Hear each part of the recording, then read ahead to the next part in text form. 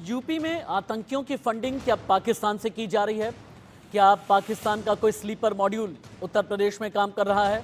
गाजियाबाद से लेकर के अलीगढ़ और उसके बाद बिहार के चंपारण तक इंडिया न्यूज़ करने जा रहा है देश की सबसे बड़ी इन्वेस्टिगेशन जिसमें पाकिस्तानी आतंकियों को लेकर के मैं विस्फोटक खुलासा करूंगा।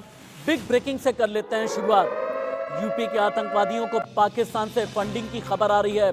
गाजियाबाद के अकाउंट में 70 लाख रुपए ट्रांसफर हुए हैं जो संदिग्ध बताए जा रहे हैं। रियाजुद्दीन अकाउंट होल्डर है लेकिन मोबाइल नंबर किसी हुसैन नाम के शख्स का है। गाजियाबाद से लेकर के बिहार के चंपारण तक जांच बहुत ज्यादा तेज हो चली है। इन्वेस्टिगेशन में निकल करके सामने आया यूपी से लेकर के बिहार तक एटीएस सुपर एक्टिव है। जो तस्वीरें अभी आप देख पा रहे हैं ये अलीगढ़ और आसपास के इलाके से जो संदिग्ध आतंकवादी पकड़े गए हैं उनसे पूछताछ की जा रही है। पिछले 10 दिन के अंदर 7 आतंकवादी पकड़े गए हैं। त्योहार के सीजन में क्या ये कोई बहुत बड़ा अटैक करने वाले थे?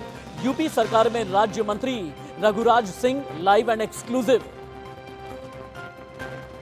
विश्वविद्यालय में कल भी 4 आतंकवादी पकड़े गए हैं। हालांकि इनके ये छात्र हैं और अभी तक एएमयू प्रशासन ने किसी भी छात्र के खिलाफ कोई कार्रवाई नहीं की।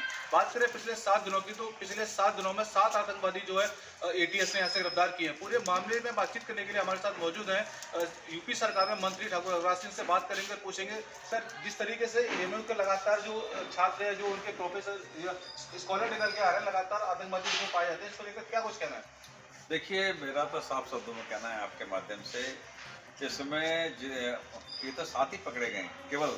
मैं तो सर्वप्रथम एटीएस को धन्यवाद देना चाहता हूं और एनआईए से भी आग्रह करता हूं। यहाँ कम से कम 100 आतंकवादी लड़के मिलेंगे और उनके समर्थक जो हमास के समर्थक हैं और जो इंडिया गठबंधन के जो समर्थक हैं वो सारे इनको प्रलोभित पोषित करते हैं पूरा, और धन वही खर्च करते हैं ताकि हिंदुस्तान, अब जैसे उत्तर प्रदेश में आदरणीय योगी जी के राज में अमन चैन है, तो ये अमन चैन कैसे खराब हो, हिंदू मुसलमान कैसे बने, ये 26 दलों का इंडिया गठबंधन का सोच है।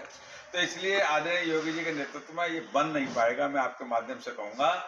और मैं एनआईए से और मैं प्रधानमंत्री, मैं गृह मंत्री से भी निवेदन करूंगा, मैं मिलकर भी बात उनसे करूंगा। यहाँ कम से कम 100 आतंकवादी निकलेंगे, नंबर 1। नंबर 2, 25% जो कर्मचारी अधिकारी जो हैं उनको सपोर्ट करते हैं तन से, मन से और धन से। सवाल यह है मंत्री जी की फैजान पकड़ा गया था जुलाई में, उसके बावजूद भी पूरा कंफर्म हो चुका है कि वो आतंकवादी था, एटीएस ने गिरफ्तारी की, लेकिन बावजूद उसके अभी तक उस पर कोई कार्रवाई नहीं की और जो लगातार ये मामले बढ़ रहे हैं, कहीं कुछ ये भी कारण है क्या? देखिए, मैं तो इस बात को साफ कहूंगा कि इस यूनिवर्सिटी को हमको बंद कर देना चाहिए। यूपी सरकार में राज्य मंत्री को आप सुन रहे थे। ये देश की सबसे बड़ी खबर है, ये विस्फोटक एक्सपोजे है जो इंडिया न्यूज़ कर रहा है। मेरे जितने कोलीग्स हैं मेरे साथ में जुड़ गए हैं। ये मेगा इन्वेस्टिगेशन अब मैं शुरू करने वाला हूं देश की सबसे बड़ी खबर पर। प्रदीप पुंडीर अलीगढ़ से लाइव, गाजियाबाद से इंडिया न्यूज़ संवाददाता अनिल चौधरी लाइव, लखनऊ से मेरे सीनियर कोरेस्पॉन्डेंट अभिषेक सिंह इन्वेस्टिगेट कर रहे हैं। बिहार चंपारण के बारे में शक्ति कुमार रिपोर्ट देंगे। न्यूज रूम से मेरे एक और senior colleague Santosh Kumar live हैं। लेकिन प्रदीप पुंडीर, सबसे पहले आपके पास में आते हुए, पिछले 10 दिन में जो 7 संदिग्ध आतंकवादी पकड़े गए हैं, क्या इनका संबंध आईसिस से है, AQIS से है, किस टेरर आउटफिट से है? यूपी एटीएस ने 7 आतंकियों के बारे में अभी तक क्या जानकारी हासिल की?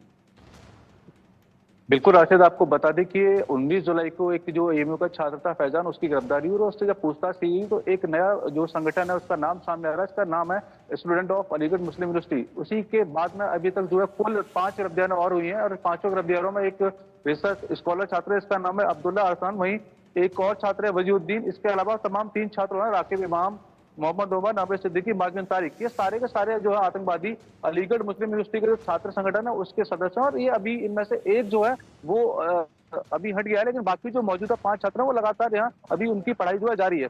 तो बात करें यहाँ के स्तर की, यूनिवर्सिटी स्तर की, तो यहाँ पर जो प्रॉक्टर की तरफ से कोई बयान नहीं आया। हालांकि पुलिस और प्रशासन की तरफ से भी कोई जानकारी सामने नहीं आई, लेकिन एटीएस द्वारा लगातार छापेमारी की जा रही है और जो उनको यहाँ से सबूत मिले हैं उनमें आईएसआई से कनेक्शन होने का पुख्ता दावा है। जी, क्योंकि यूपी एटीएस की तरफ से ही एक और बहुत बड़ी खबर मेरे पास में है।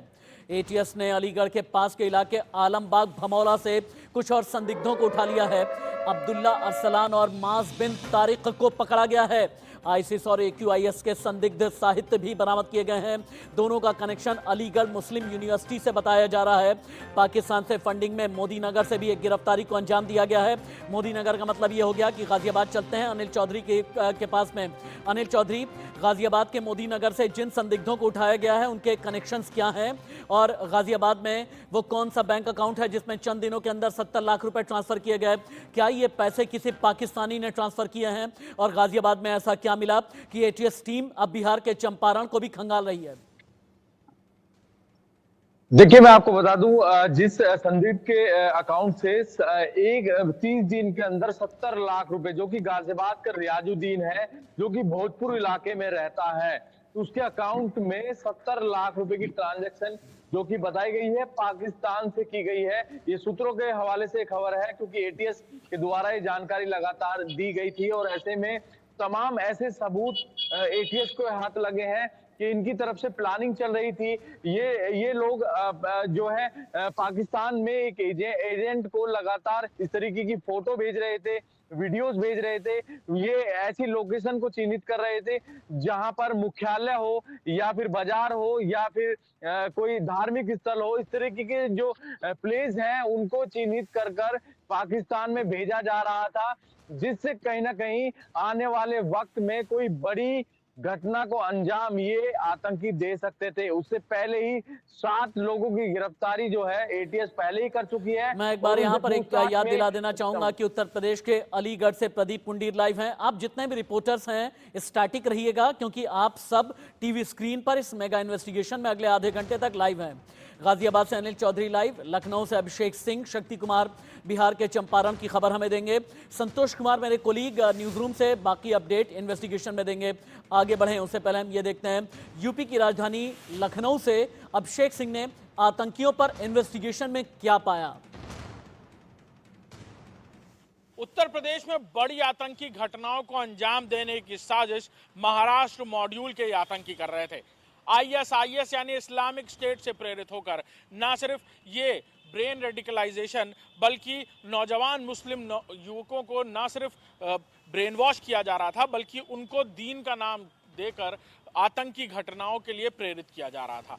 शहनवाज और अरसलान मिलकर खासतौर पर झारखंड, मुंबई, उत्तराखंड के दूर दराज के इलाके, पुणे के, महाराष्ट्र के दूर दराज के इलाकों में यानी जंगल के इलाकों में जाकर इस बम की टेस्टिंग भी कर चुके हैं। यानी जो केमिकल बम ये लोग तैयार कर रहे थे उसकी टेस्टिंग भी कर चुके थे। शहनवाज जो माइनिंग इंजीनियर है और अरसलान जो खतरनाक बताया जा रहा है, ये लोग बाकायदा ISIS के हैंडलर्स से बातचीत कर रहे थे। और ना सिर्फ ये लोग बल्कि शहनवाज और अरसलान का परिवार, यानी बताया जा रहा है सूत्रों के मुताबिक कि अरसलान की बहन और पत्नी भी बाकायदा ISIS के हैंडलर्स से टच में थी और शहनवाज की भी पत्नी बाकायदा ISIS के मददगारों से बातचीत कर रही थी। और इस मॉड्यूल ने देश के कई राज्यों में एक नेटवर्क स्थापित किया था, खासतौर पर महाराष्ट्र, पंजाब, दिल्ली और हरियाणा में।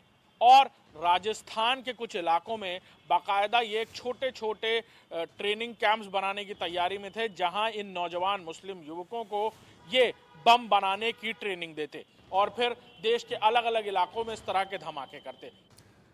ओ माय गॉड, जिस तरह से अभिषेक बता रहे हैं, राकिब, नावेद, नुमान, नाजिम, इन सभी के टारगेट पर कई अलग अलग इलाके थे। ये लोग कई कैंप भी करने वाले थे। आतंकी कैंप के बारे में आगे मैं जानकारी हासिल करूंगा। मेरे कोलीग शक्ति के पास में हम चलते हैं। शक्ति, ये चंपारण वाले रियाजुद्दीन का माजरा क्या है? रियाजुद्दीन कौन है? शक्ति सुन पा रहे हैं? शक्ति म्यूट हैं आप, अनम्यूट करके बोलिए आप अपने आप को और रियाजुद्दीन के बारे में बताइए। हाँ बोलिए, आवाज आ गई आपको बताएं कि जो चंपारण जो है वो नेपाल और भारत के बॉर्डर से सटा हुआ इलाका है। और न सिर्फ चंपारण बल्कि पूरा नेपाल से जो भारत की सीमा लगती है, उस जो सीमांचल जो क्षेत्र है मिथिलांचल से लेकर कई ऐसे जो क्षेत्र सीमावर्ती क्षेत्र है, वहाँ पे कई बार जो है इस तरह के आतंकी जो है डिटेन किए गए हैं। और जो नेपाल से जो है बिहार इसके रास्ते जो है वो भारत जो आने का जो रास्ता है वो काफी एसएसबी के जवान वहाँ मौजूद रहते हैं, लेकिन बहुत सारे ऐसे बॉर्डर इलाके हैं जहाँ पे जो है जवानों की मुस्तैदी नहीं रहती है। इस तरह से आतंकी जो होते हैं वो नेपाल के रास्ते जो है भारत में प्रवेश कर जाते हैं, और कई बार इसे तो देखने के रिजाउद्दीन भी जो है मोतिहारी पश्चिम चंपारण का है, और कई संतोष, बार जो है ठीक और भी शक्ति, एक मिनट के संतोष, भारत के कौन कौन से शहर इन स्लीपर मॉड्यूल के निशाने पर रहे हैं और इंटरनेट कॉलिंग के जरिए और क्या कुछ पता चला है? आपकी इन्वेस्टिगेशन क्या कहती है? देखिए, जो जानकारी है उस जानकारी के मुताबिक एटीएस ने जब इसको 70 लाख के ट्रांजैक्शन को डिटेक्ट किया, उसके बाद ये पता चला कि ये लोग बात कर रहे थे एक कॉलिंग सॉफ्टवेयर से, और उस सॉफ्टवेयर से बात कर रहे थे ताकि ये पकड़े ना जा सकें। और वो एप्लीकेशन मतलब आमतौर पर उस तरीके से इस्तेमाल नहीं होता है। आमतौर पर लोग बातचीत करने के लिए सोशल मीडिया के कुछ सॉफ्टवेयर का यूज़ करते हैं, लेकिन ये लोग एक डिफरेंट एप्लीकेशंस को यूज़ कर रहे थे, लेकिन एटीएस की रडार में ये आ गए। अब देखिए किस तरीके से था। पाकिस्तान से पैसा आया गाज़ियाबाद के एक बैंक में, गाज़ियाबाद का एक शख्स के नाम पे वो बैंक अकाउंट खुला हुआ था, लेकिन जब आप वो ट्रांजैक्शन करते हैं तो बिहार के पश्चिमी चंपारण के शख्स के नाम पे जो मोबाइल नंबर रजिस्टर्ड था वो लिंक था। तो पैसा जब ट्रांजैक्शन हो रहा था तो उसके पास ओटीपी जाएगा, या अगर कुछ उस तरीके की जानकारी है तो उसके पास जाएगी, और इस तरह से एक मॉड्यूल था, और इस मॉड्यूल को बस्ट किया है एटीएस ने, और इन लोगों की से अब पूछताछ की जाएगी। पूछताछ में ये सारी चीजें मेरे कोलीग संतोष, जितनी भी ब्रेकिंग न्यूज अभी आपने बताई है, इसे हमने ब्रेकिंग फॉर्म में ट्रांसफॉर्म कर लिया है। संपर्क करने के लिए, आपस में बात करने के लिए इंटरनेट कॉलिंग का सहारा लिया गया। धार्मिक स्थलों को भी निशाना बनाने का प्लान था, यानी कई मंदिरों पर भी ये लोग अटैक कर सकते थे। पहले एटीएस ने 4 नवंबर को 3 आतंकी पकड़े, तीनों से पूछताछ की, इनसे इनपुट मिले, उसके बाद 4 और आतंकी अरेस्ट किए गए हैं। मतलब सीधा सा है 10 दिन के अंदर 7 आतंकी गिरफ्तार किए गए हैं। अभिषेक सिंह, यूपी एटीएस ने अभी तक कितनी बड़ी टीम बनाई है, इसके बारे में मैं आपसे जानकारी हासिल करूंगा, लेकिन उससे पहले पूर्व आईपीएस ओपी सागर को लाइव सुनिए। पढ़े लिखे लोग इसमें शामिल हैं। आईएएस वाले जो है ऐसे मुस्लिम युवकों को अपनी तरफ मिला लेते हैं, गुमराह करते हैं, जो भी उनको पलगलाते हैं। उसके बाद में उनकी ट्रेनिंग भी जो है वो कराते हैं, उसके बाद में ये काम पर लगाते हैं। अलीगढ़ मुस्लिम यूनिवर्सिटी जिसका इतना नाम है, उस यूनिवर्सिटी से निकले हुए छात्र जो है, जैसा कि अरसलान को बता रहे हैं, अलीगढ़ मुस्लिम यूनिवर्सिटी में था, वो केमिकल इंजीनियरिंग एमयू से किया हुआ है। ये जो लोग हैं भटके हुए लोग। पूर्व आईपीएस ओपी सागर को आप सुन रहे थे। एएमयू यानी अलीगढ़ मुस्लिम यूनिवर्सिटी पर सीधे तौर पर सवाल उठाते हुए कटघरे में खड़ा कर रहे हैं ओपी सागर। अभिषेक के पास में चलते हैं। अभिषेक, यूपी एटीएस ने कितनी बड़ी टीम बनाई है? चूंकि रियाजुद्दीन के खाते में 70 लाख रुपए गाजियाबाद में आए हैं, रियाजुद्दीन को अरेस्ट करने के बाद चंपारण तक जो भी इन्वेस्टिगेशन की जा रही है इसके बारे में बताया। रियाजुद्दीन के बारे में पता चला है कि पिलखुआ में, हापुड़ के पास में जो जगह है, पिलखुआ में ये मशीन खराद का काम करता था। इसका अपना पारिवारिक विवाद चल रहा है। रियाजुद्दीन के बारे में और क्या क्या जानकारी मिली है अभिषेक? बिल्कुल राशिद जी, जो जानकारियां मिल रही हैं वो चौंकाने वाली हैं। जिस मॉड्यूल की हम बात कर रहे हैं, शुरुआती दौर में एटीएस को पता चला कि ये महाराष्ट्र मॉड्यूल है जो एक बम तैयार कर रहा है कुछ इंजीनियर्स की मदद से, जिसके बाद ये पड़ताल और गहन होती गई और फिर ये तार जुड़े मिले अलीगढ़ मुस्लिम यूनिवर्सिटी के संगठन सामू से, यानी student of Aligarh Muslim university. इस संगठन ने अपनी एनुअल बैठकों में बाकायदा आईएसआईएस के रेडिकलाइज होने की और उनके साथ मिलकर काम करने की बातें वहां की। यहीं पर रुकिएगा एक बात। प्रदीप पुंडीर, आपकी बात मैं प्रदीप पुंडीर के पास लेकर के चलता हूं। प्रदीप पुंडीर, 4 आरोपी हैं, नाम राकिब, जावेद, नुमान, नाजिम, चारों एएमयू से जुड़े हुए।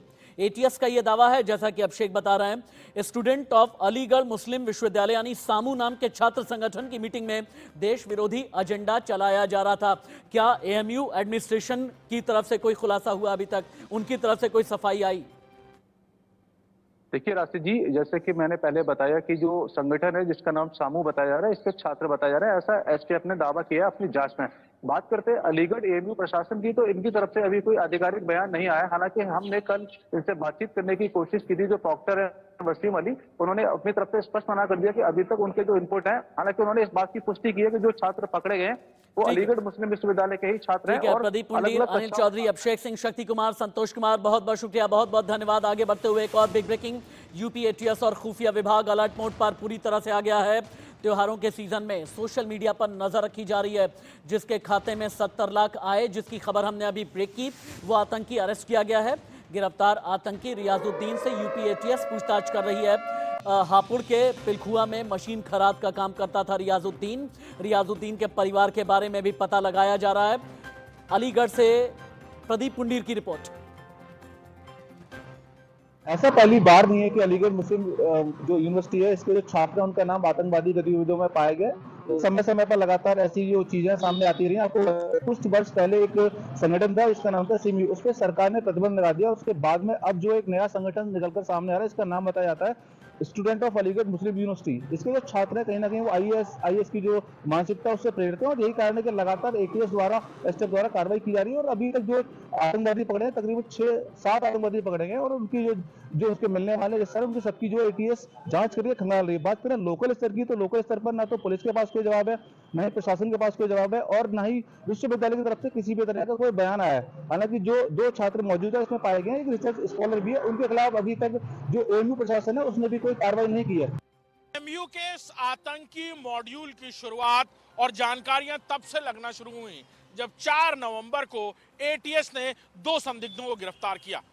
इन दोनों के बारे में जो जानकारी मिली वो चौंकाने वाली थी। दोनों ही इंजीनियर थे, अलीगढ़ मुस्लिम यूनिवर्सिटी से पढ़े हुए थे, और दोनों, एक माइनिंग इंजीनियर और दूसरा पेट्रोकेमिकल इंजीनियर, दोनों पेट्रोकेमिकल बॉम्ब यानी केमिकल बॉम्ब बना रहे थे और इसकी टेस्टिंग भी कई जगह कर चुके थे। उन्होंने पूछताछ के दौरान बताया कि कैसे छत्तीसगढ़, मध्य प्रदेश, पंजाब, हरियाणा में वो एक नेटवर्क स्थापित कर रहे हैं। फिर नाम आता है सामू का, यानी student of Aligarh Muslim university. ये एक संगठन जो अलीगढ़ मुस्लिम यूनिवर्सिटी के पुराने छात्रों को, एलुमनाइट को साथ जोड़कर एक कार्यक्रम करता था। उसी कार्यक्रम में पहली बार इन सभी संदिग्धों की आपस में मुलाकात हुई। तब तय हुआ कि वो आईएसआईएस के लिए ट्रेनिंग करेंगे और फिर आईएसआईएस के मंसूबों के मुताबिक ही काम करेंगे। लिहाजा इस्लामिक स्टेट के लिए अब ये सब पूरी तरह ब्रेन वॉश होकर किसी आतंकी साजिश को अंजाम देने के लिए पूरी तरह तैयारी और मन बना चुके थे। जिसके बाद गिरफ्तारी होती रही और फिर सबसे पहले शुरुआती दौर में अरसलान और फिर तारिक की गिरफ्तारी हुई। रियाजुद्दीन की गिरफ्तारी छत्तीसगढ़ से हुई और फिर ये सामने आई बातें कि ये तीनों कैसे अलीगढ़ मुस्लिम यूनिवर्सिटी के ही पढ़ने वाले छात्र थे। रियाजुद्दीन पीएचडी कर चुका था अलीगढ़ मुस्लिम यूनिवर्सिटी से और बाकायदा टेरर फंडिंग के तार जुटा रहा था, नेटवर्क स्थापित कर रहा था।